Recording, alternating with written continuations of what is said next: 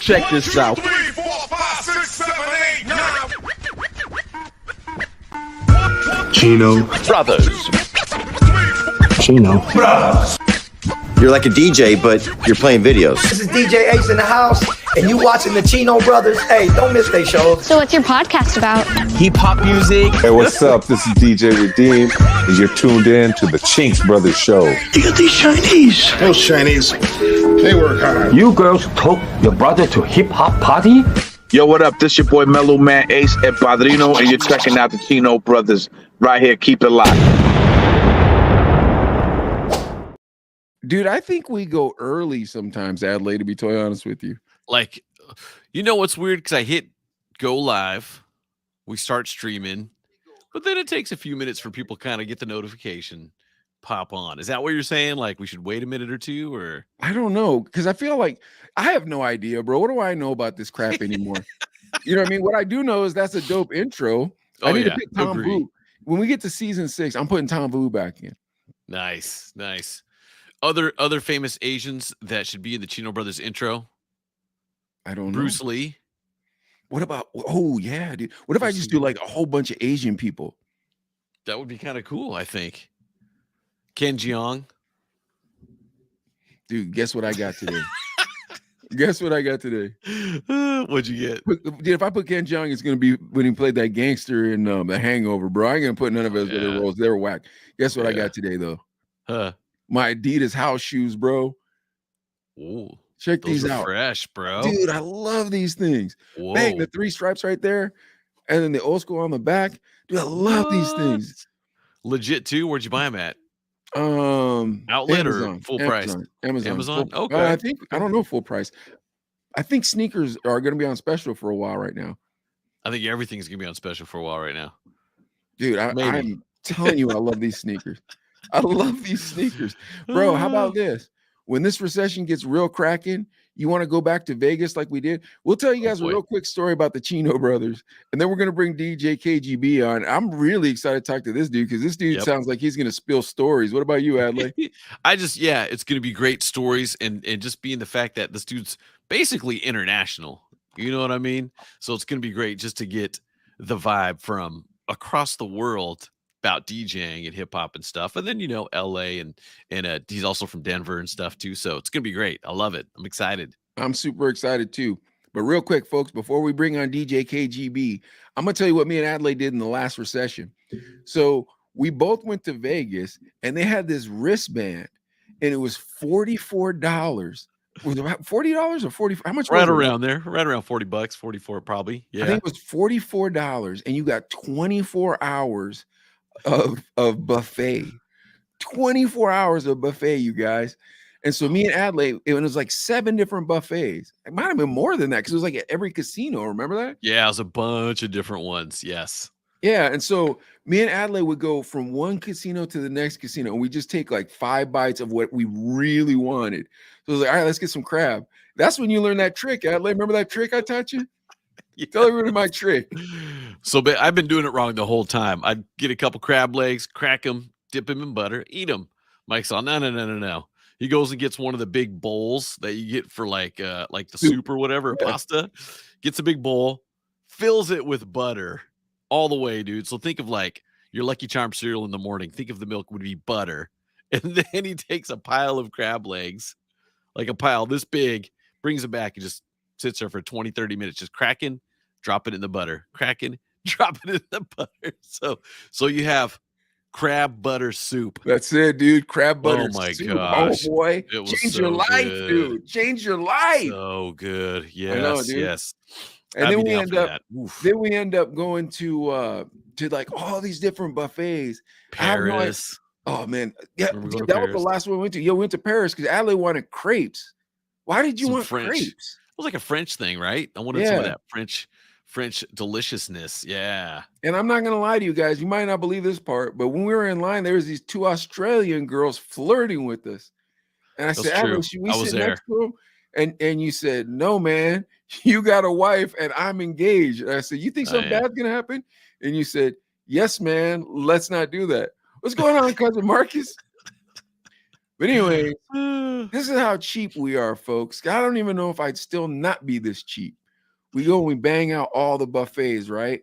And then finally at the end of it, which, by the way, Adlai can't stay up as late as I can.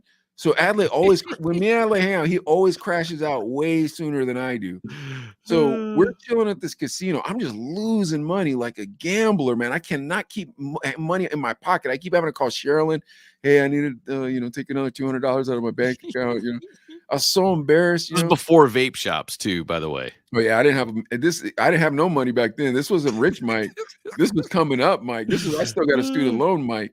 But anyways, yeah. So I'm walking back to the hotel room to see Adlai, and then the most unattractive streetwalker starts saying, hey, you got a light? And I'm like, oh no, please not tonight, lady.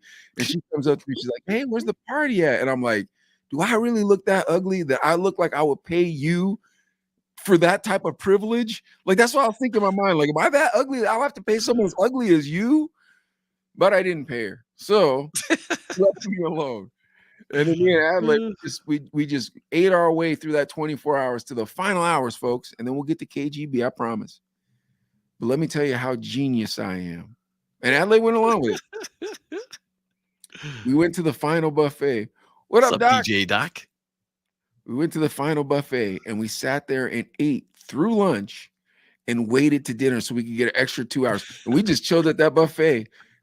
If I had a poop, I just went over to the bathroom out in the casino, but I still have my wristband. Like, no, I'm still pooping. I wasn't pooping.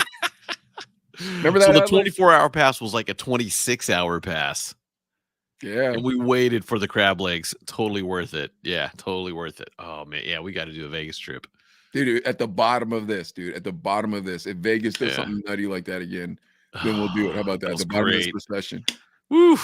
Hey, how's the live studio audience doing over there? Oh, yeah, sorry. I'm like, you're talking about the people that are watching? Oh, sorry. I forgot. But yeah, I forgot last week. Remember? I was like, oh, man, I felt crab so legs. Bad, too. DJ Doc doesn't like crab legs? Dude, a lot of people don't like crab legs. Really? I think it might be an Asian thing, bro. I think we might be alone on this. All right, go for it. Get it. Bring in KGB. I'm all ready for you with the studio audience. Oh, Adlai froze. All right, well, ladies and gentlemen, DJ KGB. Hold on, KGB. Hey, gentlemen. Did he come back?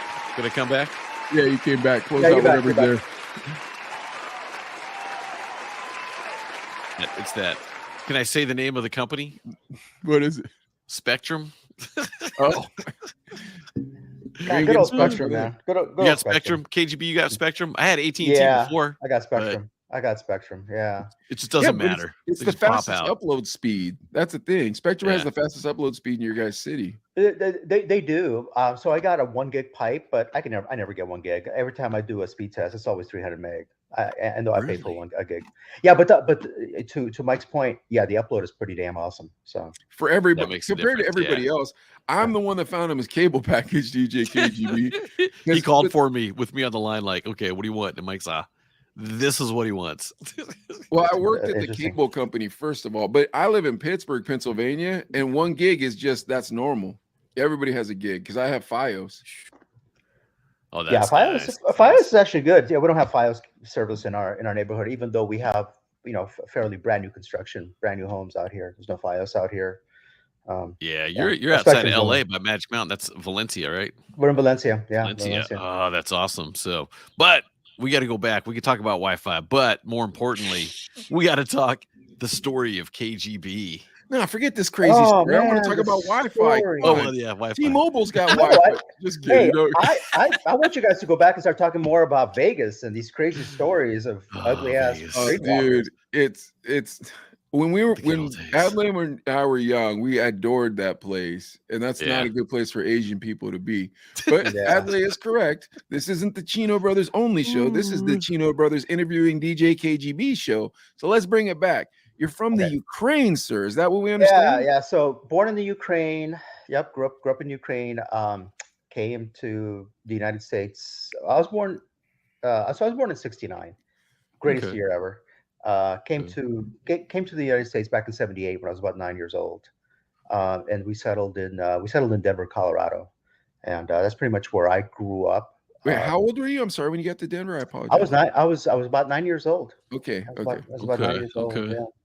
I'm trying to figure out how mean the kids are going to be to him when he gets to America. That's true. That's fourth, fifth grade. Yeah, right. You know, honestly, when we came to the United States, we didn't know a lick of English. I did not know one word. I didn't know what yes was. I did not know what no was. So it was starting from the ground up. You know, we know, obviously I speak Russian fluently. But you were in the Soviet Union at the time. That was the Soviet Union. Yeah, exactly. So born in the Ukraine, we were part of the Soviet Union, one of the 15 republics. So that's when Soviet Union was still, you know, intact before everything started breaking apart back in the, you know, early 90s, 92, 93. In fact, before Ronnie got there and said, Mr.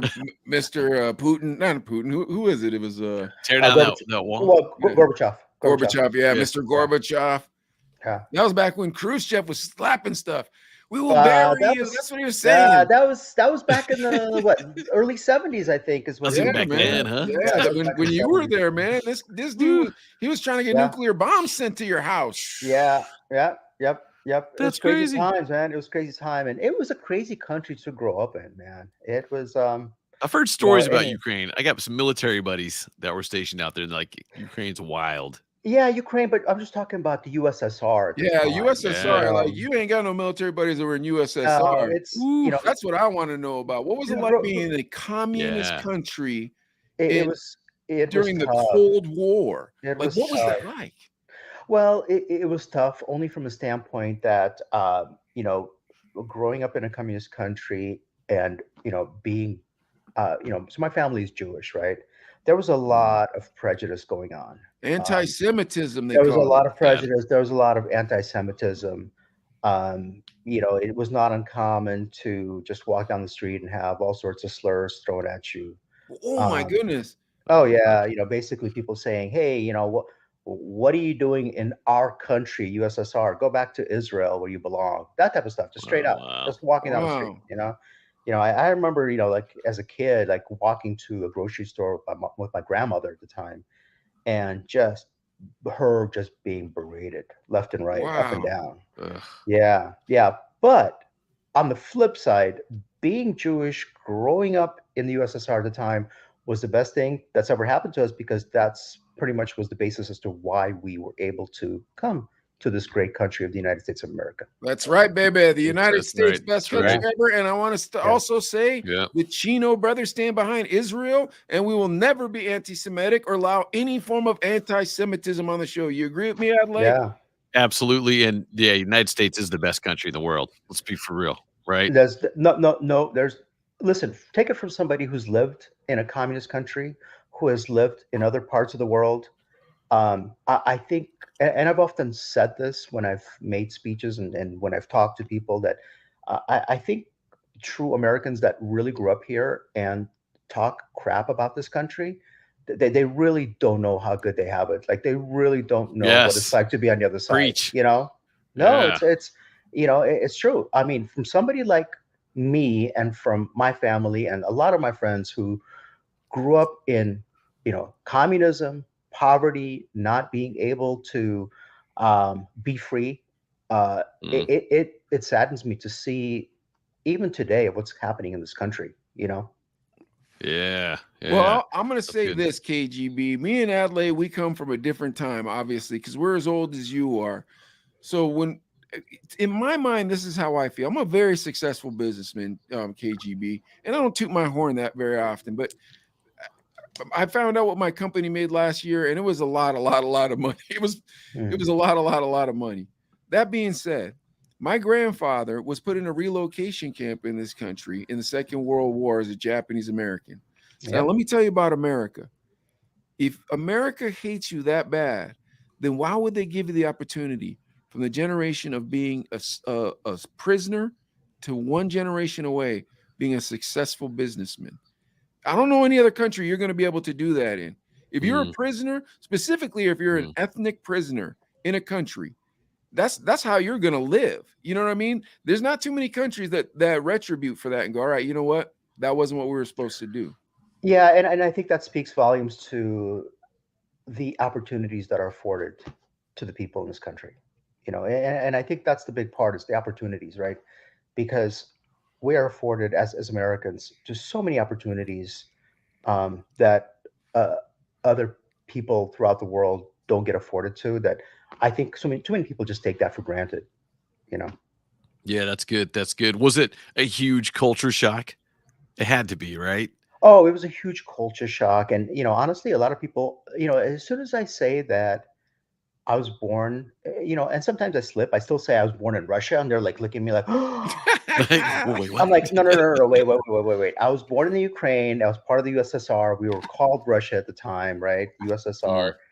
I'm Ukrainian. But the first time I ever opened my mouth and just say that I was born in the Ukraine, USSR, and I came to America when I was 9, everybody to a T automatically assumes that we defected.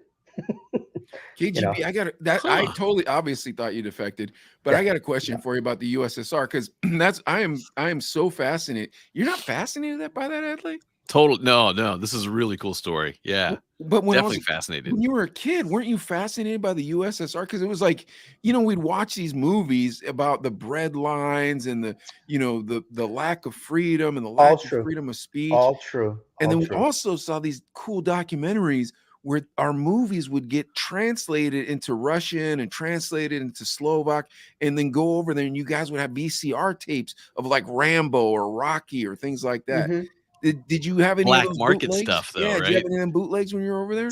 I didn't have that much. You know what we did have though, and I think this ties into my musical background, is we had a lot of bootlegs of records. Oh yeah, so do we. Yeah, we had a lot of records. And I could talk. I mean, I can get into a deep story about how about my dad and what he did and how he was able to provide some of that stuff for us. I mean, we're all ears, baby. Come on, start telling us this story. Your dad sounds like a hero. So my dad was a hero, and honestly, my dad is the reason why we're here in America. Why I'm here in America, and I'm going to try to do the Cliff's Notes version because I've done it. I can talk for 2 or 3 hours about these stories. It's your time, KGB. I told you leave when you want to leave. So if you want to tell us about this hero, we want to hear about it. Well, so my dad, my dad was in the Russian army. I mean, everybody has to serve for 3 years. That's like mandatory.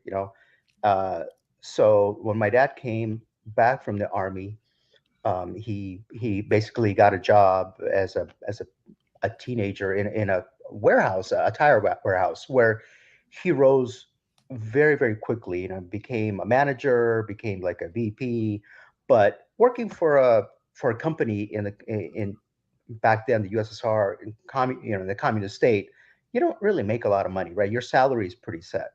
Well, it wasn't good enough for him. He wasn't satisfied with that. He wanted more. He was an entrepreneur. He wanted to have his own business. He wanted to set his own hours, kind of what us entrepreneurs that have our own businesses are afforded to, right?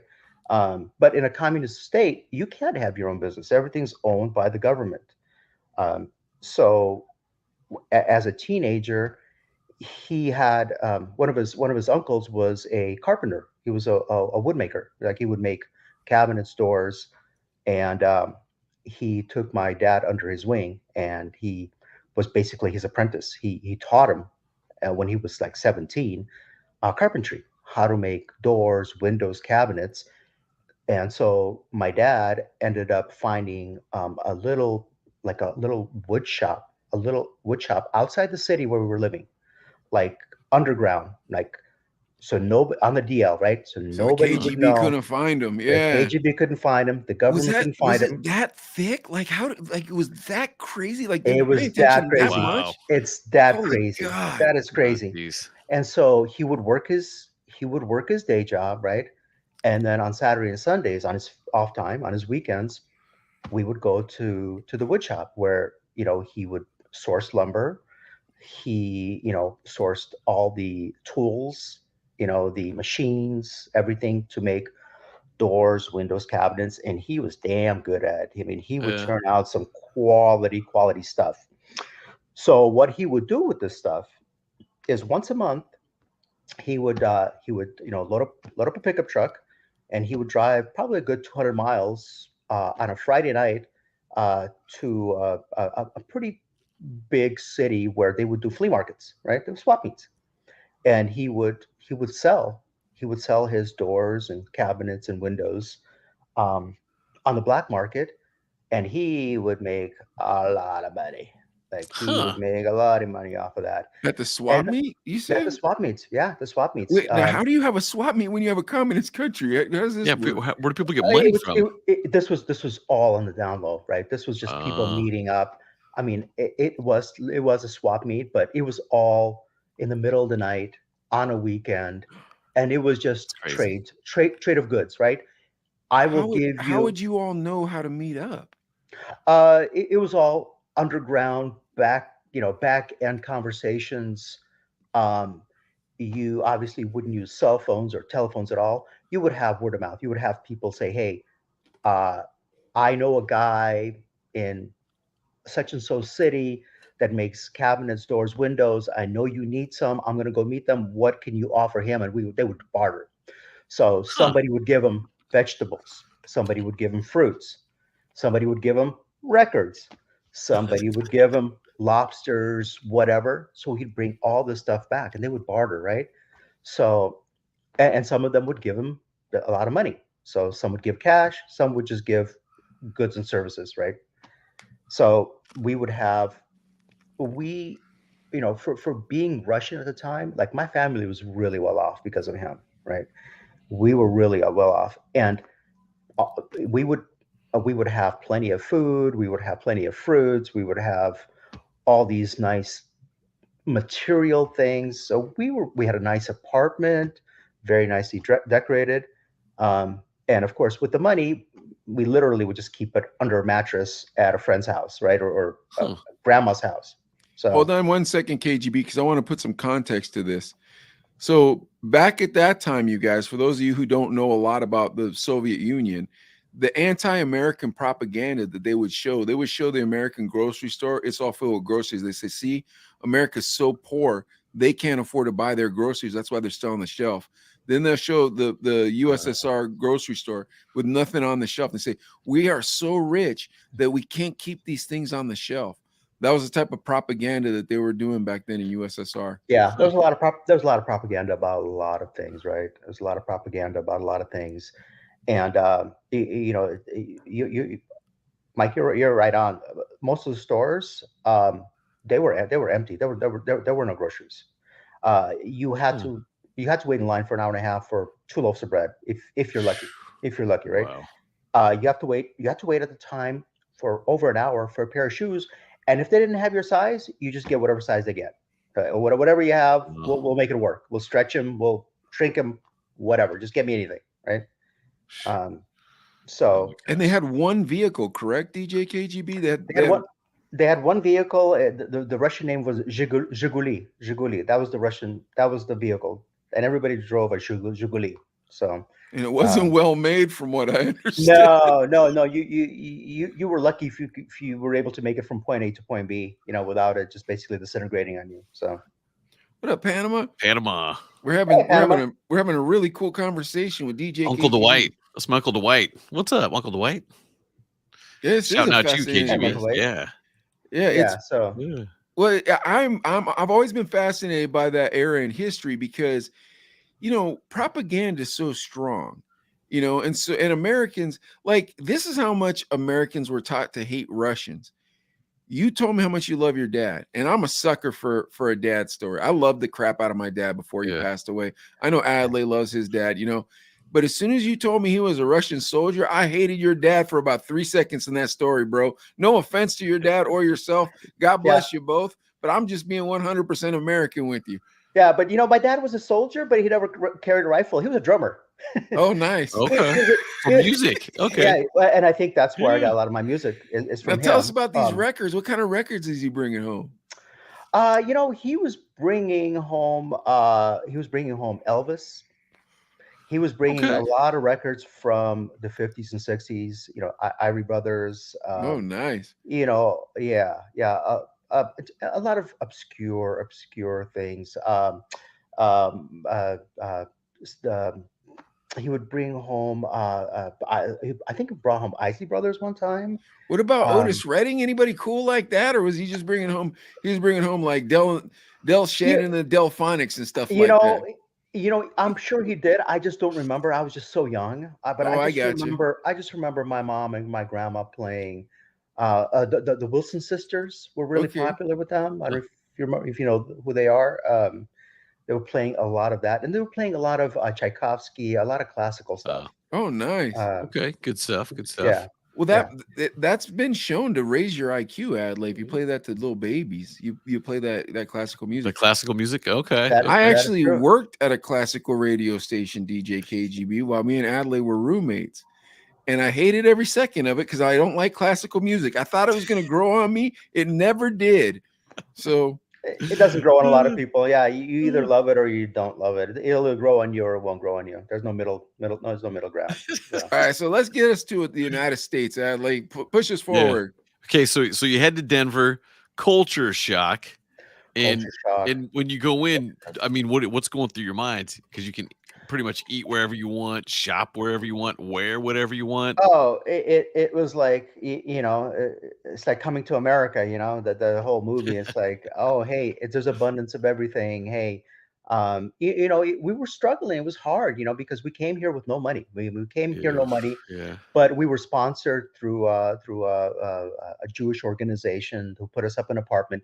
Basically, what they do is they front you money, right? They give you a loan, they help you out financially, and then you basically, once you get on your feet, once you start getting a job and making a little money, you start paying them back, right? So they help you get on your feet. And then you repay them. And so they got us an apartment. They got my mom and my dad jobs. They got my brother and I into school.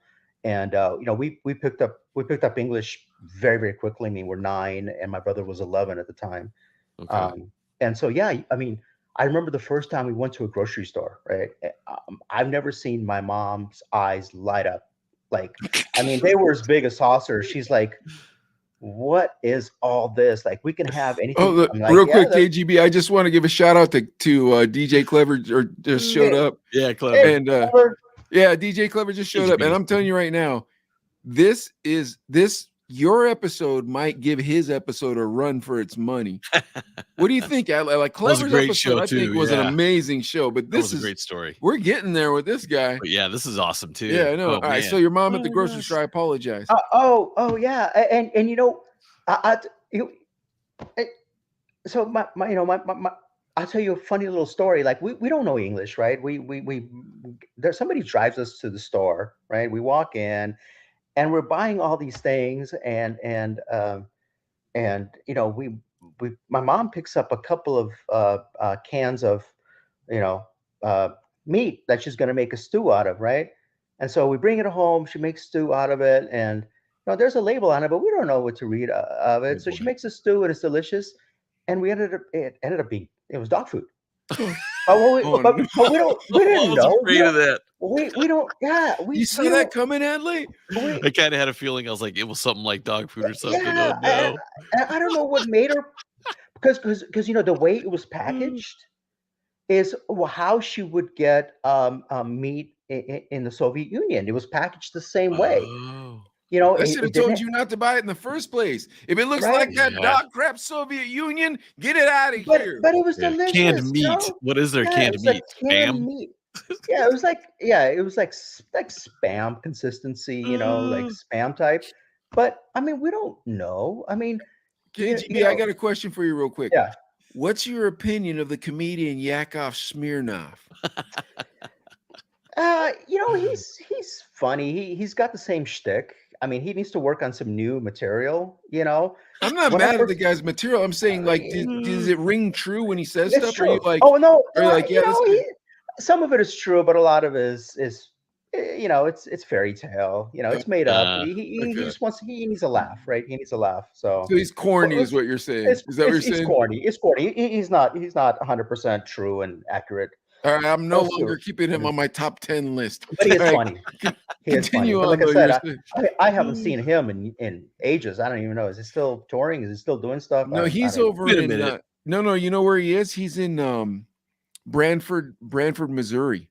Oh, Branson. Yeah, Branson, Missouri. That's where like it's like a Christian Vegas, if you will. Like for all the Midwesterners that don't want to get down, they go there and they have a wholesome time. And he does a comedy show there because he doesn't curse and stuff like that. But then I'm sure, dude, I guarantee there's like a seedy part of Branson that people don't talk about.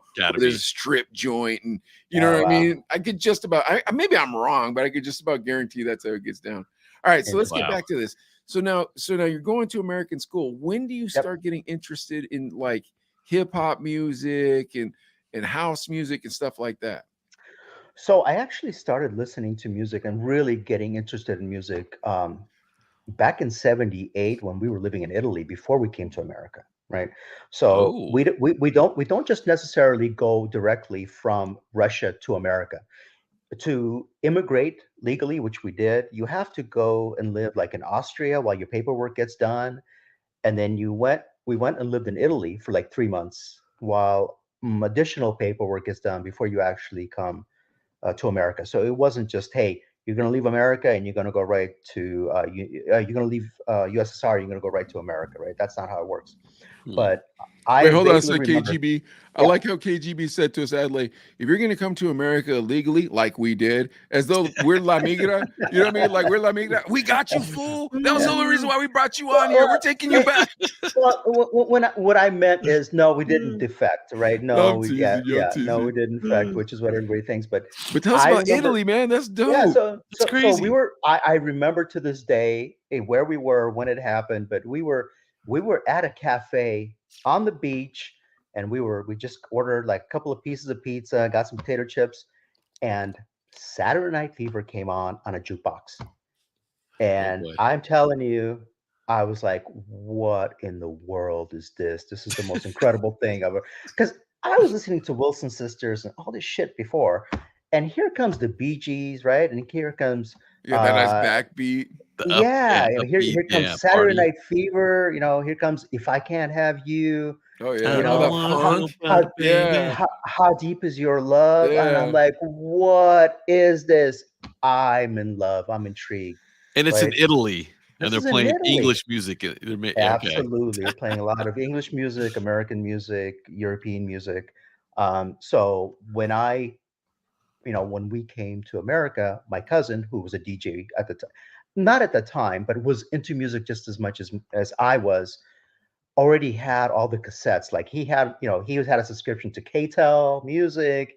He was getting those tapes sent to him, and I started listening to Donna Summer, right? And he started listening to the Bee Gees and to Olivia Newton-John, and I'm like, KGB, did you ever fall for that scam that Adelaide did with the what was it called, Adelaide, where they sent you the tape? Was it Columbia? Yeah, Columbia. Yeah, I sure did. Hey man, I got my 25 tapes though for a penny. Yeah, I got my 25 tapes for a penny, but yeah. Did you do that, Adelaide? I was teasing when I said that. I probably did. I can't specifically remember, because then you get the first deal, but then after that, it's like you got to buy one at regular price per month for a year or something. So you're like, regular price is like $25, and then $80. That's a lot of money. That's a lot of money. That's a lot of, that's a lot of money in 2023 dollars, bro. I'm cheap. Yeah. All right, so your cousin had the hookup in the United States. Yeah, he had the hookup. He already started collecting some vinyl. And this is in Colorado? This is in Denver. Yeah, okay. This is in Denver, Colorado. This was 78, 79, 80. Okay. So now we're talking about a couple more years now in. He took me to some record shops. We started collecting some vinyl. I was able to talk my parents into buying me my first turntable, and it just kind of started snowballing from there. What was the brand? Your brand of turntables when you? I was a Radio Shack. It was a Radio Shack. Oh, nice. Pretty standard. Yeah. I feel like the mixer's always Radio Shack. The first mixers were all Radio Shack. Always. Yeah, everybody says that. Yeah, everybody says that. Yeah, it was a Radio Shack, and then after that, I got an Onkyo. Oh wow, that was the fancy line. I remember Onkyo those. Was dope. Really, I didn't know it was the Onkyo. Japanese product. Really? Yeah. That was above me. Above my grade. I was able to get the whole system: the turntable, the dual tape decks, and the sub. You know, like a whole. I mean, I was at the That's, time. I was like fancy, right? Wait, were you working a side job for this, or was mom just No. taking care? My parents saved up They were for it. saving My money by parents helped eating me out. dog food in the Yeah. city. Yeah, pretty much. Pretty much. You They stopped kept after that eating the dog They food. kept though, borrowing one money time, from yeah. the synagogue and saying that it was, Yeah. something important. They're just Yeah. buying KGB. Well, actually, but honestly, so I was, me and a couple of other friends, we started hustling when we were young. Like I was 11, 12, in Colorado, we get a lot of snow. So we would walk around, shovel people's Shovel, driveways. Oh, cool. Yeah, Okay. that's what We'd the make kids money. do here in Yeah. Pittsburgh. Yeah, in Yeah, Pittsburgh, yeah, the we kids would go do. around, shovel snow, and we would go out all day, and yeah, we would actually make a pretty good chunk of money, and then I would go buy records or tapes or That's where it's at. It was All right, all so- records. It was all music. Yeah, well, It's all so music. so your mom and dad, how old are you by the time you have 2 turntables, a mixer, and some speakers? I was probably 14, 15 when I had my okay. first setup, but my cousin, who was a little much older than I am, he had that setup first. So we would Oh. go over to his house and we would play around on his turntables, and I believe he already had techniques. He was already Now, Mike, graduated. do you Like think when you think of Denver, do you think music scene? I don't know. I don't think of his city. I'm trying to imagine like his cousin and like the garage that they're DJing in. It was actually and- his bedroom. Oh, it The was his bedroom? bedroom? Okay, Yeah. Wow, his Yeah, parents. his God bless his bedroom. parents. Because Yeah. Denver's cool, but you don't think music. For music, you think New York, I- Chicago, L.A. No, okay, if you want to know honestly what I'm thinking is this. KGB's white, but he's listening to ethnic music. But he's not from the United States, so he doesn't recognize that it's ethnic music. But his cousin, I'm yeah. assuming, was American, correct? Your cousin was American. My cousin was my cousin was Russian. He was also Ukrainian. He was also yeah, from Ukraine. Okay. Who immigrated 3 years before me and also got into music. Okay. Yeah. Okay, so they're just looking for good music, and like what they're recognizing is that American urban music is very good. So they don't like they've already been brainwashed, man. They already lived in the country of brainwashed. So when they hear all the boo boo ya on the radio, they're like, why do I want to listen to Bruce Springsteen? This don't sound nothing fun to me. I want to listen to Run DMC. Well, and honestly, so when I was, just growing up, when I was like 10, 11, 12, 13, I was listening to a lot of 70s rock because I had some neighbors who had Boston and some AC/DC in the cars. But my cousin was already listening to urban type stuff, urban music. He was listening to Kool and the Gang and the Shirelles. Yeah, and the funk, the good stuff. Yeah, the funk, Okay. yeah. So when I started listening to that, I'm like, oh, wait a second, I like this a little bit more. Even though I started listening to disco originally, remember in Italy, then kind of transitioned to 70s rock, and then transitioned into funk and urban type music. So I think all that is kind of molded me into the DJ that I am now, where I pretty much love and play anything and everything, right? Cool. So when did you start playing out? Did you play like a high school dance? Did you when did you start getting gig house parties? What? I had a house party once with my cousin, but it's actually my cousin that got me one of my very first gigs, and it was just at a local.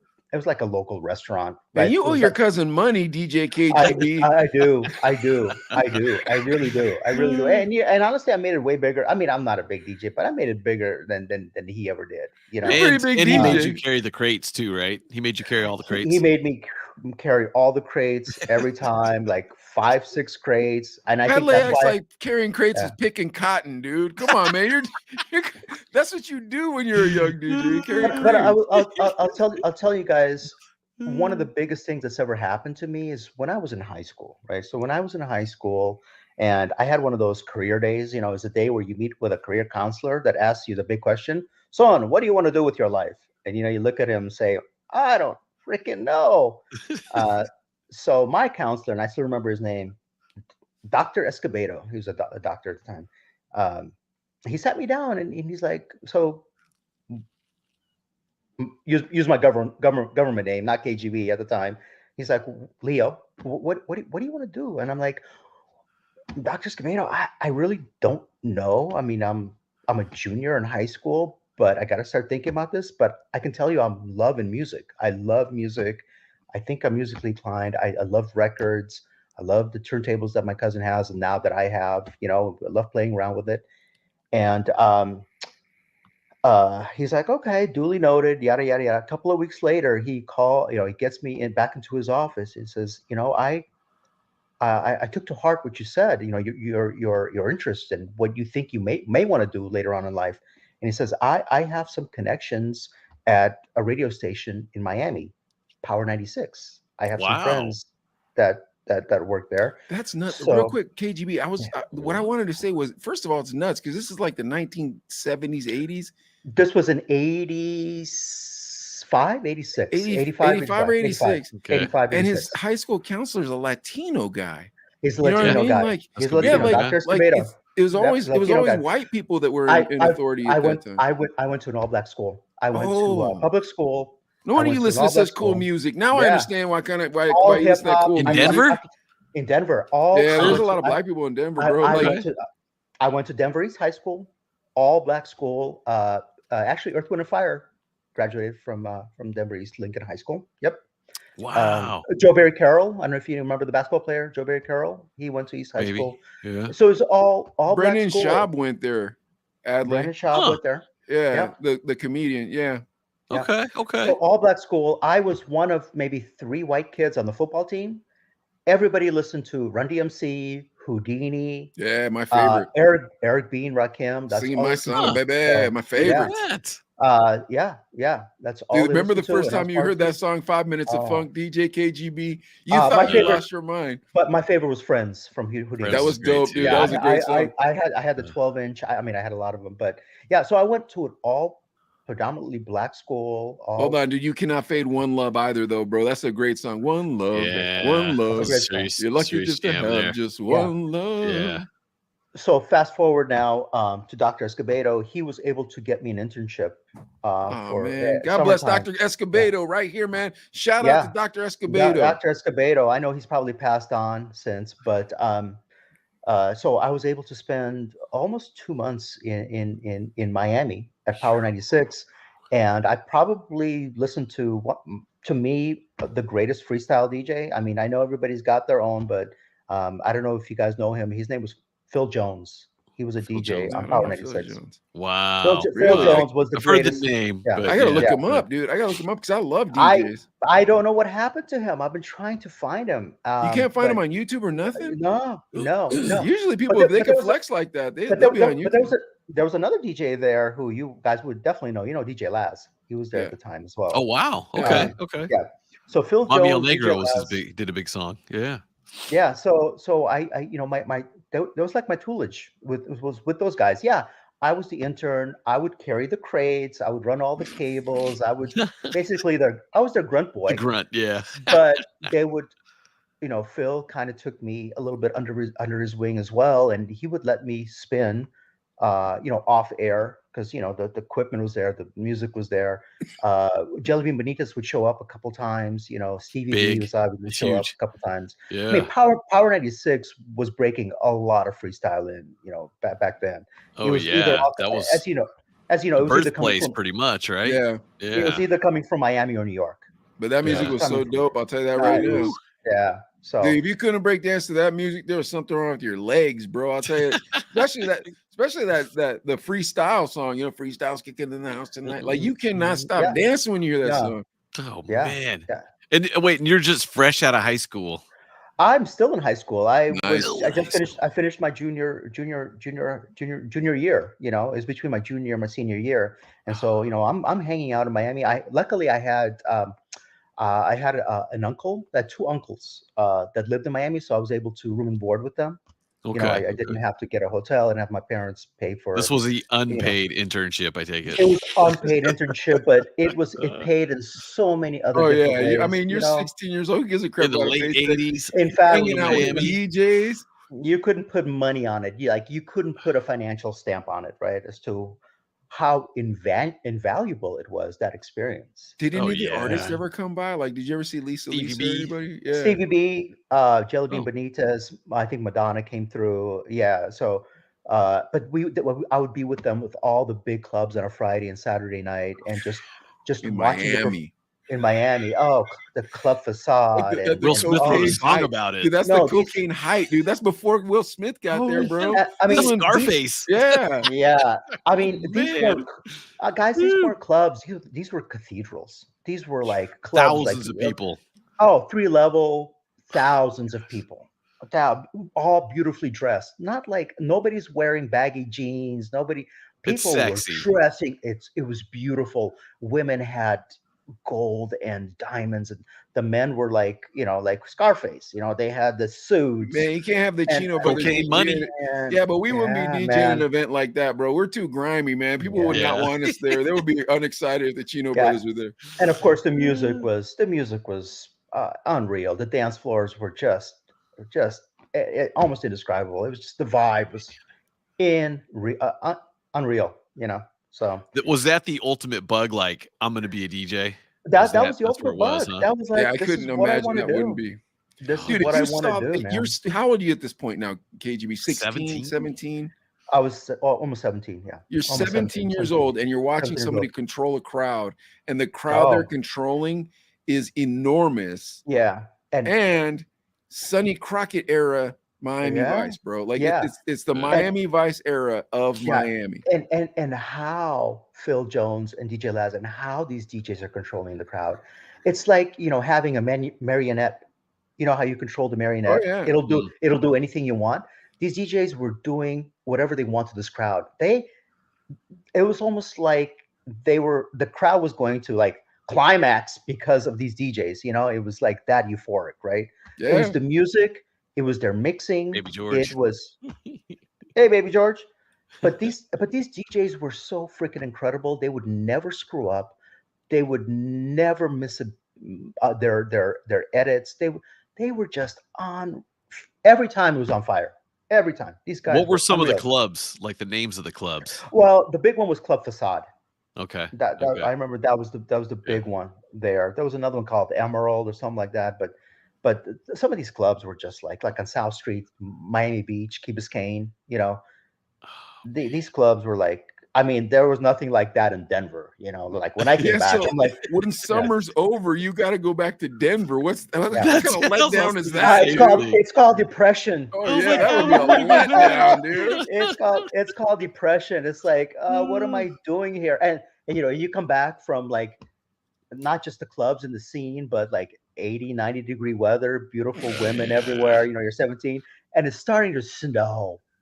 Like it's cold and snow, and you're like, I'm in hell. Dude, talk about the worst thing you could do to somebody is show them that, like, have them taste that cake. Because like that's something that most people, first of all, rocking a club is phenomenal. There's nothing like it. There's nothing like it. But I've never rocked any type of cathedral. Every club I've ever rocked, I mean, I've rocked some decent clubs, but nothing classy, Like, so to be 17, to see people rock a cathedral club, you know what I'm saying? And like, and you're in the group of the coolest people there, and now you gotta go back to being Leo over back in Denver, snowing, Denver High. depression. Yeah. the white kid at the black school. Yeah, Dr. Escobedo, who else do you know? Yeah, exactly. Where else can you send me, exactly. man? Where else can you send me? Do you have any connections out in New York or LA, something like that? But luckily for me, by then, my cousin was a pretty big, well-known DJ in the Denver area, running a lot of the clubs. There was a new club that was opening actually at the time, and like for me, timing is everything. Danny Timing P. is always good. What up, Hey, Danny? Danny. Hi, Danny. So there was a new club that was just opening. It was called Club Neo. Hold on, real quick. I just want to say this. I apologize. Danny P, thank you for introducing us to this nice fella, DJ KGB. Yeah. Don't you agree, Hey, Adley? Danny. Absolutely. Thanks, Danny P. Yeah, this All is right. great. Sorry, now let's get back to the story there, DJ KGB.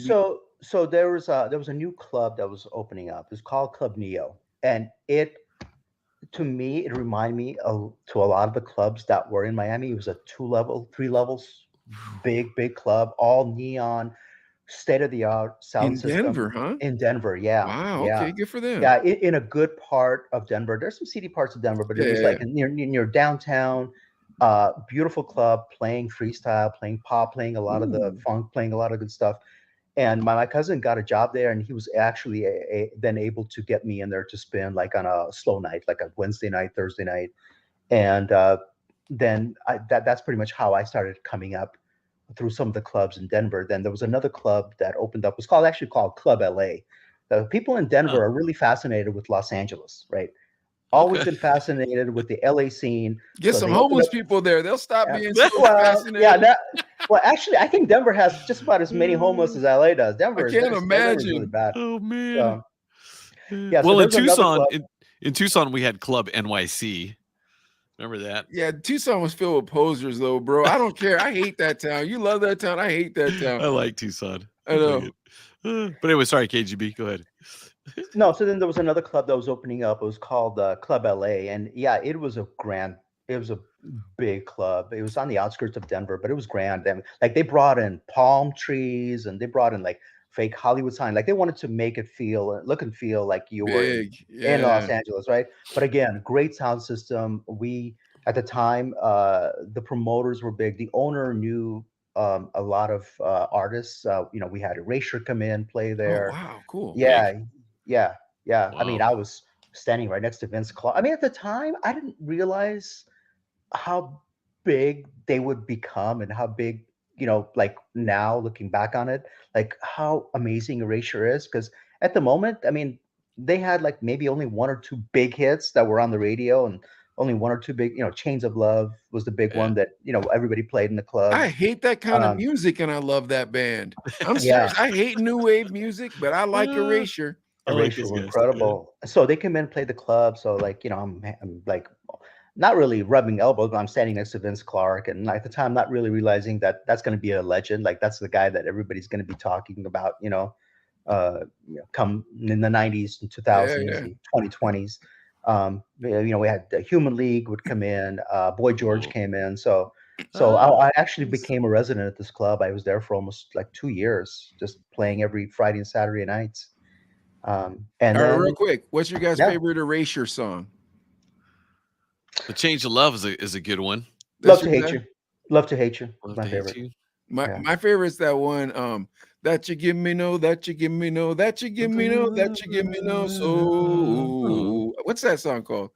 I'm so Lamore? in Oh, Lamore? love with you. Was that a Lamore? Oh baby, please. It's called Respect. Respect. That's Respect. exactly. Respect. You know why I like that song? A little respect. I love the line in that song where he goes, that you give me no reason for a man to forsake his lover. I'm like, yeah, dude, don't forsake your lover, bro. Yeah, exactly, man. Tell him how it is. Yeah, it hits, dude. Those guys are good. I'm not lying to either of you. I hated that kind of music. You would never see me listen to that in public. But that Erasure, man, they got me, baby. That's great. Tears for Fears, no thank you. Really? Erasure? Tears for Fears. I love Tears for Fears. Not for me. I love them too. Actually, no Depeche Mode, no Tears for Fears. No, Depeche Mode is probably my second favorite. My favorite is OMD. That's my favorite. That's my favorite. OMD. I only like that one song from them. But you got to remember, DJ KGB, like when I grew up in LA. So if you grew up in LA, you ain't listening to that white people music. You got to listen to hip hop. You know what I mean? Yeah. Well, you know what? K-Rock was big though in maybe Orange County. Orange County. K-Rock was huge. Big Kevin in and Bean, those West guys. Covina. Those guys are, Yeah, but it wasn't big in West Covina. You think people in West Covina listen to K-Rock? Maybe in the South Hills of West Covina where the white people live, or where we live, it was hip hop. And if they caught you listening to other music, then they called you all kinds of names pertaining to you not liking ladies. And that was not the truth about me. Yeah. So I would pretend I didn't listen to that music. But I'll listen to that Erasure, man. They got some good music. Erasure is great. Yeah. Yeah, so then let's fast forward. In 1990, I up and moved to LA. I was done with Denver, man. How old are you at that point? How old are you at that point? I was 20 years old. I moved out here when I was 20. Young to move to LA. Yeah, it's a big move. Yeah, for 20. It was a big move. I obviously lived at home at the time, but my brother moved out here. He graduated college. He settled in Pasadena. Got a great job with JPL. And he called me up and he's like, man, you gotta come to LA, man. He's like, you gotta get out of Denver, man. You're just you're wilting away, right? You're wilting away. You gotta come out here. So that was like live with your brother? Live with my brother. Yeah, we lived in Pasadena. I lived in Pasadena from like 1990 to like 2001 before and until I eventually moved to Valencia. But yeah, I was there for like almost 11 years. I love Pasadena. Love Baby Pasadena, George love gave you a that area. shout out. He said you look young. In 1990, that was the Thank you. last time that you could afford to move to LA. You know what I mean? I'm being honest with you. Yeah. Like at that Yeah. point, you could get rent relatively the same price. That's when I moved to Arizona. I left LA, I moved to Arizona because it was getting a little too expensive. I'm like, I can't afford to move out on my own, you know, and I didn't want to live with like Yeah. 6 friends. Yeah. Yeah, but I came out here and obviously I kind of sort of, no, not kind of sort of, I gave up DJing and I focused on going back to school. And my brother was pushing me. He's like, hey, listen, you gotta go finish your degree, you gotta go get your education. And I did. I went back. I got my undergrad in IT, and then I actually just kept going. I love school so much because I was a little older, I was a little bit mature, a little bit wiser, and I became a little bit more of a better student. I just Where kept did you going. go to school? So I started in University of Colorado, and then I finished out here. I went back and I actually ended up going to University of Phoenix. Got my finished up my undergrad there and got my MBA as well. Cool. So, Good for you. yeah, I got my DJ, MBA that's in IT. smart. That's awesome.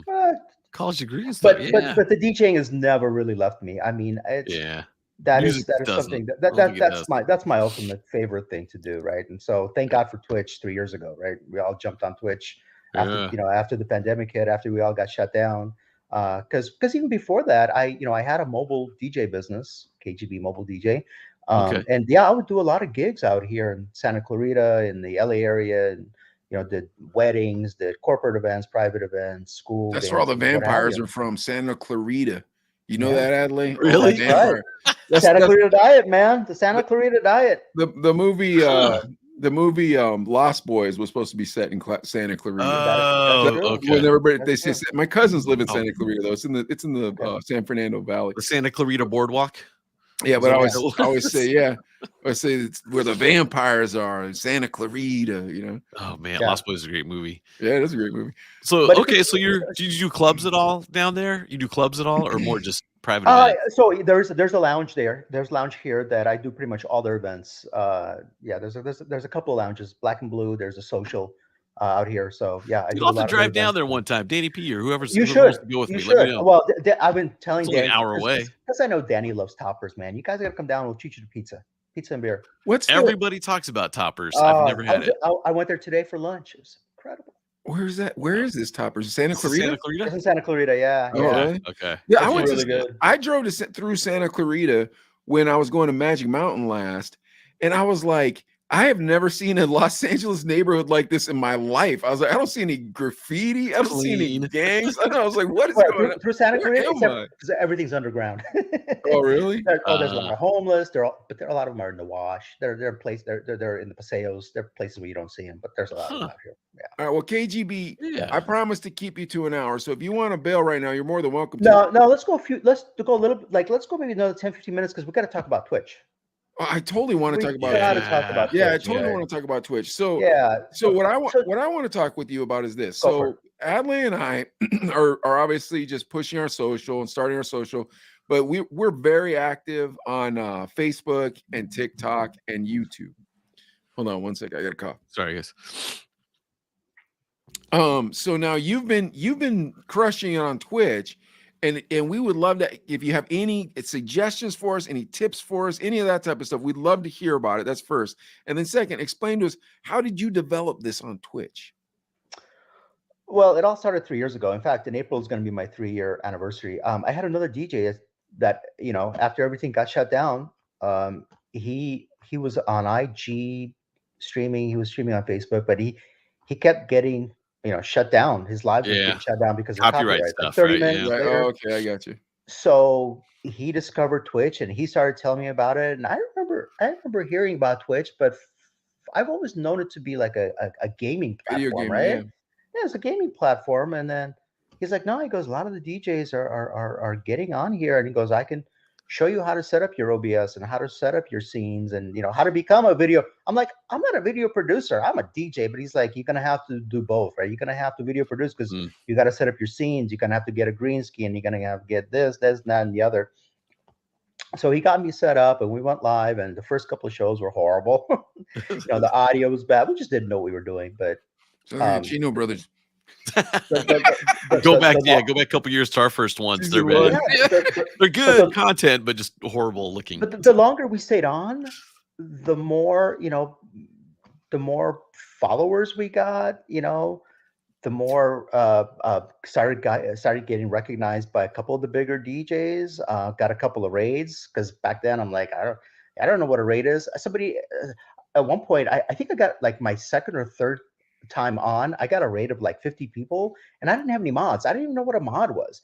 And so the person that rated me is like, "Hey, do you want me to mod for you because you look like you're lost?"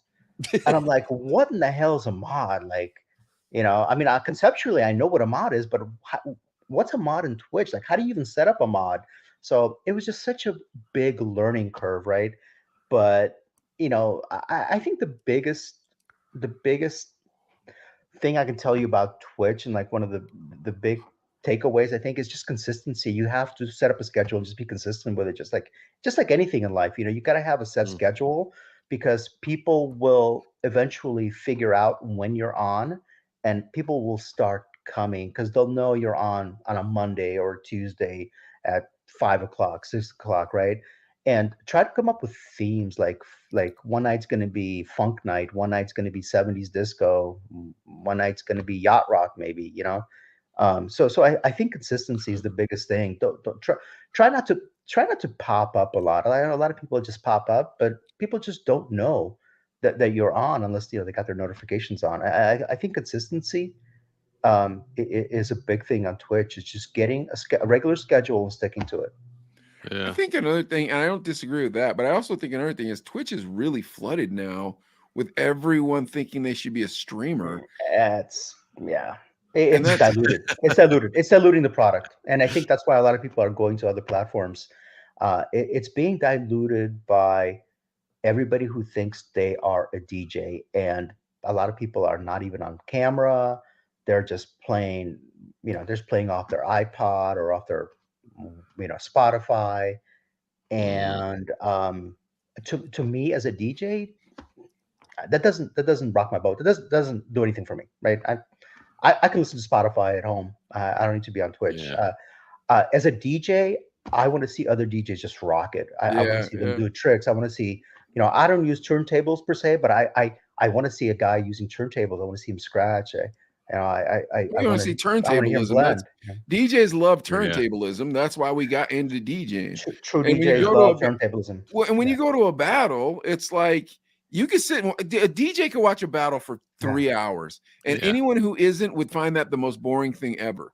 You know what I mean? But a DJ, and especially if you're like close enough that you can see their hands, or if you're like when you'd see like fame, like cool like touring DJs, and you'd go to one of those venues where they had a balcony, that was always the best view. Yeah. Because you could see the tables, and it was like, all that. Totally agree with you. And the first time, so one of the greatest things about Twitch for me is I was able to connect with some of these amazing DJs, and some DJs that have been my mentors, and like not mentors, but like my idols, I should say. DJs that I listened to and bought their mixtapes. Because somebody's going to do the first button battle. So one of my favorite DJs is Shortcut from the Beat Junkies. Whose isn't? Go ahead. Yeah. So when I discovered him on Twitch, and like one of the first couple times I seen him do a live set, like I couldn't believe how fast his hands move. Just not on the platters, but on the crossfaders. Yeah. And how he makes the chirps and the transforms. There ain't no bullcrap sampler of that guy, dude. I'll tell you that right now. I him and Scratch Bastard, right? Oh, yeah, 100%. My two favorite scratch DJs. 100%. So I would listen to their mixtape. But you could see, like, if it wasn't for Twitch, I wouldn't be able to see them doing this unless I go just see them live. Like you said, Mike's sitting on the balcony, right? But because of Twitch, I've been able to see some of my favorite DJs. I've been able to connect with them.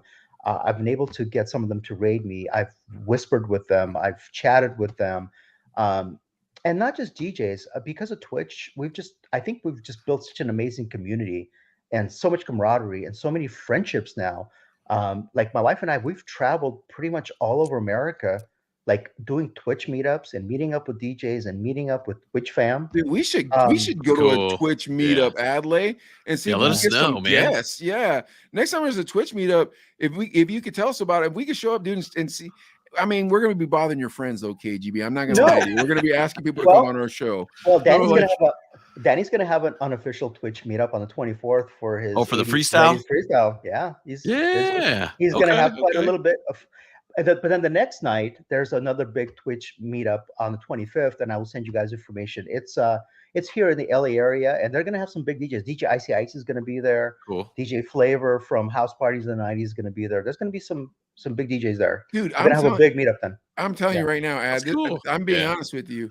What we should do now, we can't do it this soon to the deadline because we have children and whatnot. You dig where I'm going? Right, But what we should do is KGB keep us in the loop on this. And like if there's a couple in the summer, like bro, we just go down with a camera. Because think about it, we just go down with a camera, we just do freestyle cool video, some shout outs, and then make connects and be like, hey, bro, we'd really love to have you on the show. If they say no, who cares? We got the pick. You know what I mean? Yeah, it's true. No, it's true, yeah, man. and like I said, I've been to quite a few meetups where there were some big. I mean, I don't know if you guys remember DJ Henry is all over the place now from Power 106. Yeah. Artie the One Man Party. Yeah. Great guy. Great guy. Got a chance to meet him a couple times. Got a couple songs out too. Oh yeah. I mean, KGB, we only interview DJs and we only talk about DJ culture on this show. So everybody you're talking about is someone we want to talk about. You know what I mean? Like we love DJ DJs. Ice, Scotty Fox, Shortcut. I've got a chance to meet all these guys. Guys. Oh, that's dope. You know who I'd really love to meet and I would love to interview would be Qbert. That's probably my favorite DJ. I'm not gonna lie to you guys. He's a great dude, but be careful what you wish for. He's very, very quirky. He's a very quirky dude, but I'm weird as heck too, though. That's the thing, man. I've heard some stories about him. I'm super weird. That's why I like the guy. I like weird people. Andre 3000, like people like that. Legends. But Qbert he's just so, dude. You got to admit that guy has superpowers. Like that guy's on another level of like. He does. He's like on a CeeLo level. You know what I mean? He's on like, and I know I'm on that guy's nuts. I apologize, but earnestly. You know, the entire Invisible Scratch Pickles who's your favorite DJ, Adley? God, that's a good question. But yeah, Qbert's up there, Shortcut, Beat Junkies. I rolled with I was good buddies with J-Rock growing up, and he was one of the original Beat Junkies. Incredible DJ. And so I got to see like Rapmatic, Melody, all those dudes Mr. Chalk. Mr. Chalk. Mr. Chalk's Lamont, man. He's out here in Bakersfield. He's from Bakersfield. I don't know him personally, but I know he's a beat junkie, down with the beat junkies and stuff too. And that was I think that was after I left is when beat junkies just really blew up. But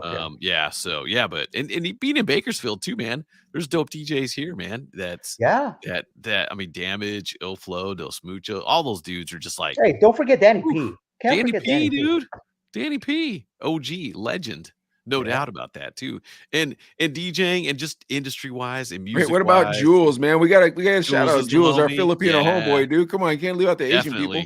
Definitely the funky Filipino Jules, DJ Jules. Yeah. So it's tough to say, but either way, just watching a DJ as not only a DJ, but just being a fan. I love it. And Mike remembers I had those old VHS tapes of those X-Men versus X-Men battles. Whoever. We'd sit and watch these VHS tapes forever. The DMC finals. Yeah, that's right. We would just do it. We'd love them. And then we'd get in battles too. Like we weren't the battle DJs though. Like in our crew, we had a kid called Twist, and he was the battle DJ. But I mean, there's something about being a DJ that suckers you into being a DJ. You just can't not do it anymore. It just suckers you in. So what's your day job then, KGB? What can I'm in IT. I put my degrees to use. So we can capture a fascinating man like this. I hope they're paying you well. I hope they know what they got there. Well, I'm at a not a C level, but I'm an executive for a company doing IT. So. You're an international man of mystery, as far as I can tell, DJ KGB. Thank you. Now, real quick, I want you to tell everybody where they can find you. Go ahead. They can find me on IG, DJ_KGB1, I believe. I don't remember off the top of my head. On Twitch, sounds right. On Twitch, I'm about to maybe jump on TikTok. Come on down, I don't baby. know. Yeah, Come on I over. but it's I just where created it's my at. Kick. A lot of people are going on Kick. We're talking about that too. Yeah. So I just created What's my your Kick handle account. at Kick? What's your handle at Kick? KGB DJ. KGB DJ. Okay, so K- no KGB underscores, DJ. none of that. Okay, gotcha. No, and I'm also KGB DJ on Twitch. So Okay. yeah. Okay, cool, man. We wrap up the show, DJ KGB, by making all our guests uncomfortable by doing one last thing. And so what it is we go over racial stereotypes of Asian Americans. Now, Adelaide's mother is Asian, but his father is Caucasian. However, my father is Caucasian, and my father is Asian, and my mother is Caucasian. My wife's Asian. My wife's Asian. Exactly. So you can get down with this. So every week we go on one side or the other. So last week was Asian dad. This week will be Asian mom. So we're gonna watch this racist video and then see how true it is to Asian culture. Adley, you ready? All right, here we go, guys. Asian mom. Having Asian mom be late. Wait, 1 second. Hold this.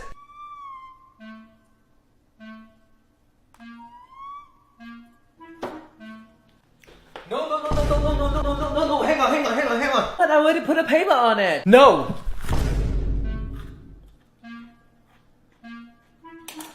Don't eat here. You're getting juice everywhere. Go. Oh my God, what do you want me to eat?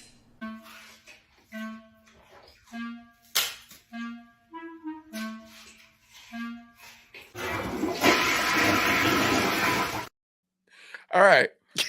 Okay, so the watermelon over the toilet, that was me at my mother-in-law house 2 weeks ago. I shit you not. Crazy. Pretty much. Oh my gosh. What Asian? Where's she from? Cambodian. Okay.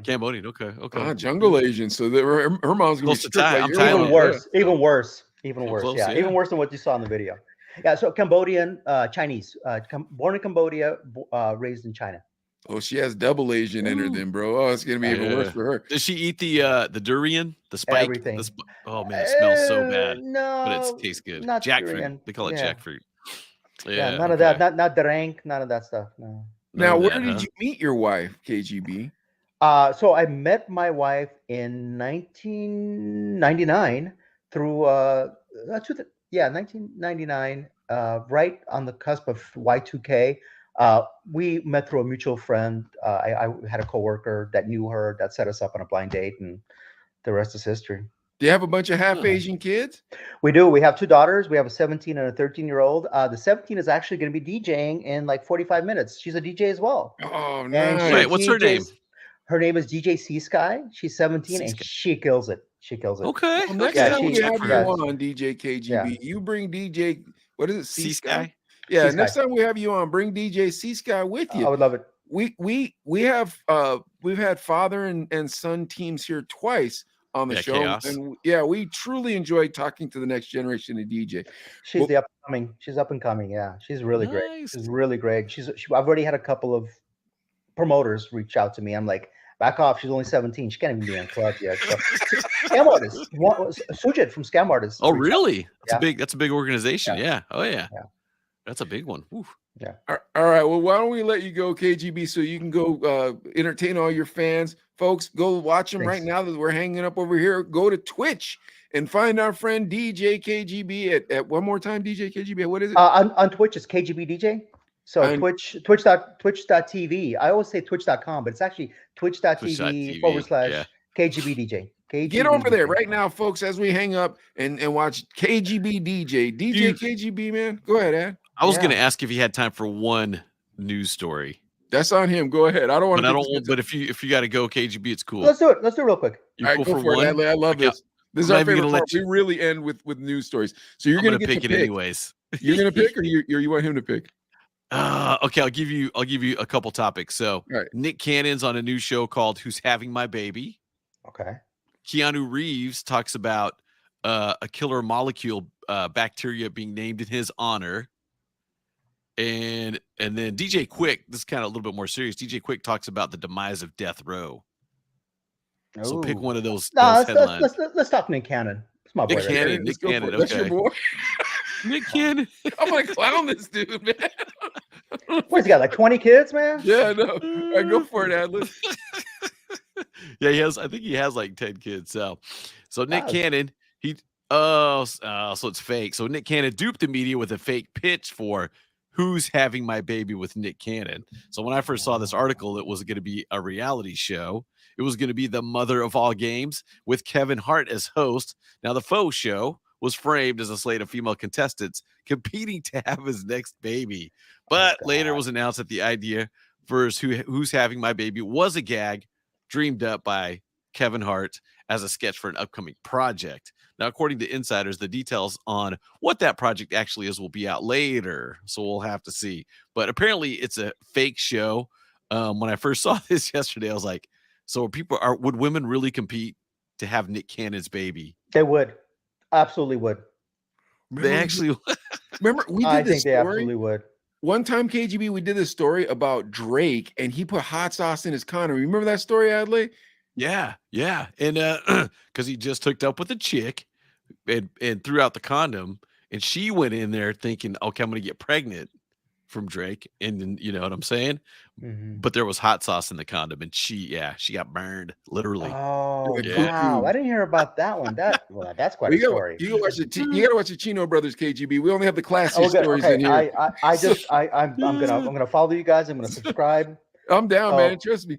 So hold on. This is my question for you guys. Here's the hard part, because you want to hate Nick Cannon for all the shenanigans of sleeping with all these women and having all these kids, but he's a pretty likable guy, dude. That guy Nick Cannon is enjoyable, isn't he? He is, and he's a funny dude too, man. Yeah, and he was with Mariah Carey. So you're thinking like, dang, that's pretty impressive in and of itself. And he has 12 kids, ages 11 to 5 months. So I went to a taping of what America's Got Talent, the one he I would love to do that. So he was entertaining us, before the taping. He's a really funny dude, man. He was on. Oh, you got to talk to him? Well, lightly. Yeah. Okay. Yeah. Okay. Yeah. How do you get tickets to go on to be in the audience of America's Got Talent? My wife got him. I don't know. She called somebody. I don't know what else she did. She just We'll told me, hey, that next time you come out, Mike. Well, I would love to go. My kids would die if they got to go see America's Got Talent. Yeah, it's taped right across the street from Farmers Market off of Fairfax. Okay. Was he wearing a turban? No, I don't know. That's his thing, right? Wearing the turban. I don't believe he was. Would you guys wear? Would you ever wear a turban? Like if Nick Cannon had a party, you were invited, but you had to wear a turban. Would you guys go and wear a turban?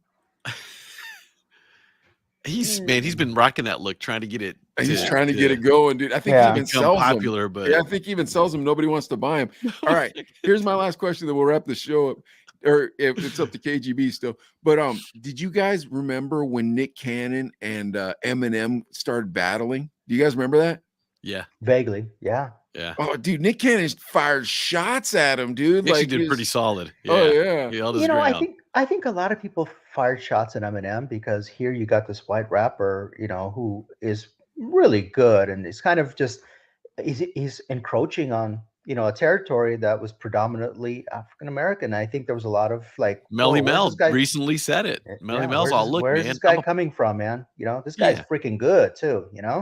But Melly Mel's all, I'm a pioneer. I've been doing this forever. Eminem, he's popular, but he's white. Like he was kind of saying that he made it so big because he's white. But you're like, dude, you got to credit Eminem. I mean, dude, right? Even Snoop Dogg was clowning Eminem like a couple years ago. Like they had beef for like 2 years, man.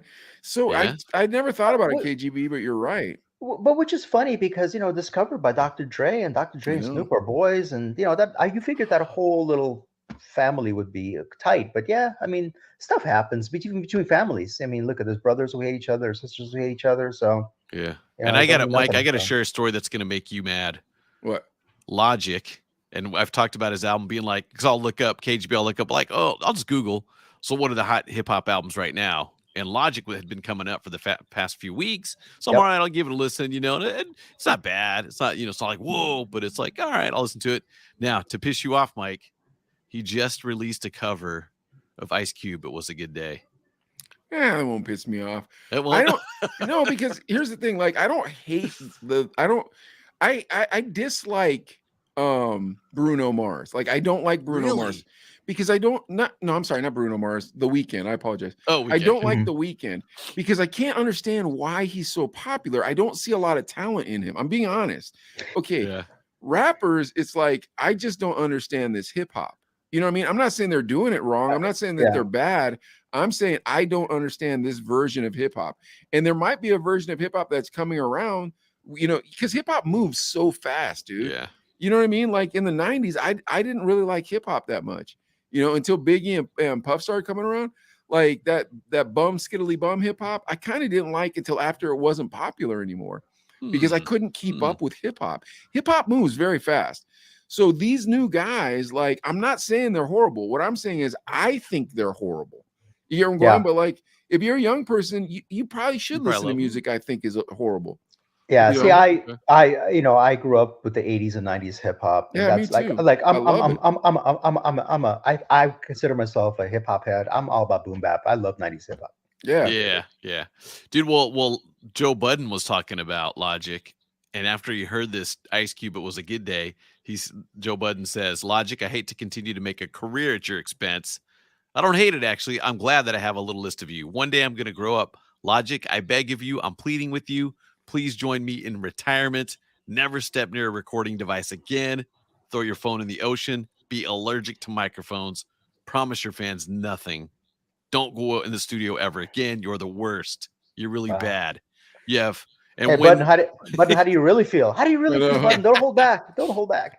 Yeah, and he says, when you think you can't get any worse, you have the bright idea of doing an Ice Cube flip, i.e. the cover of It Was a Good Day.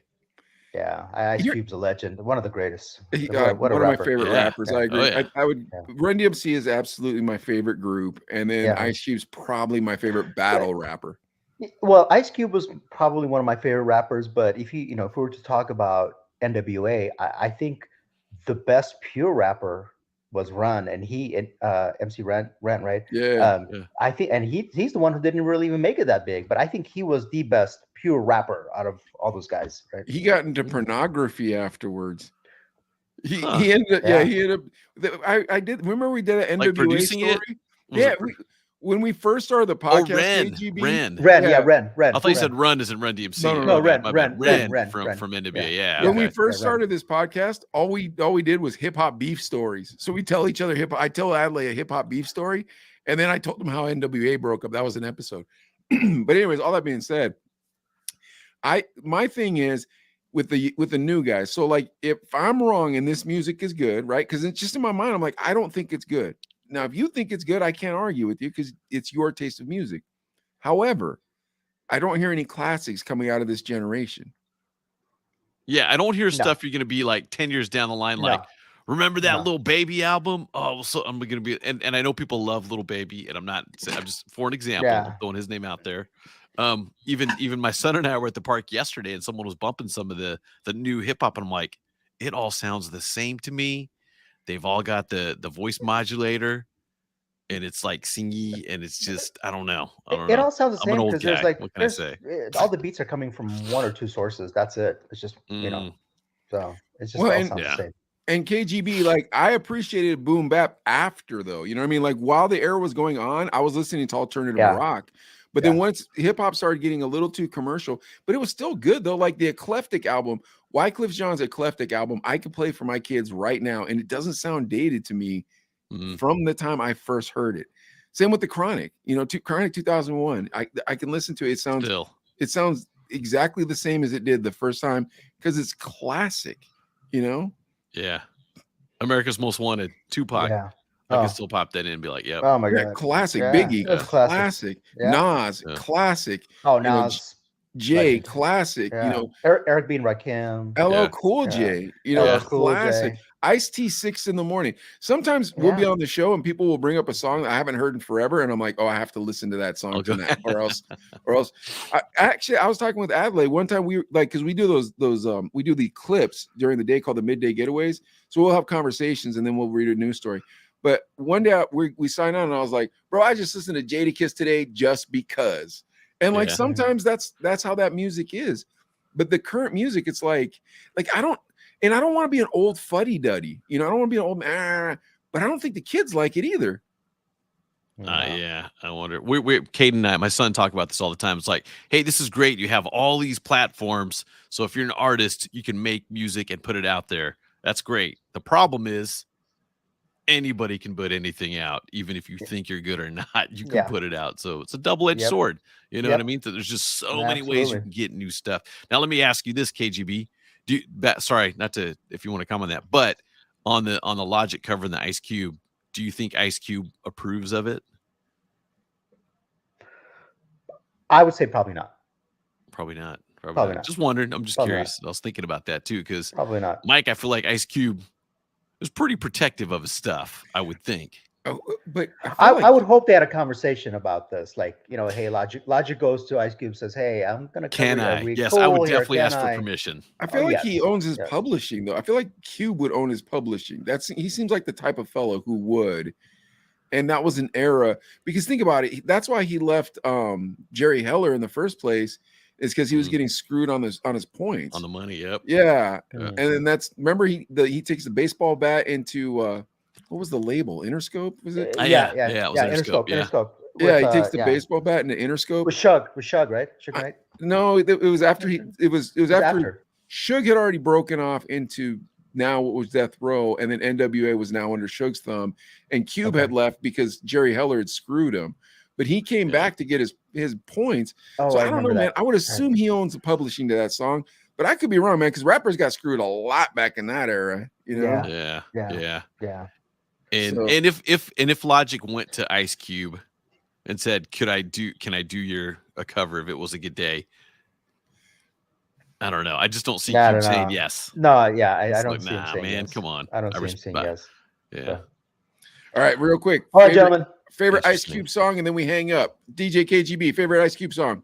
It Was a Good Day. That is a good song. Adley. What's the We Be Clubbing? Oh, that is party a great joint. Song. That was a party joint. Remember Cole? That was Cole's favorite song.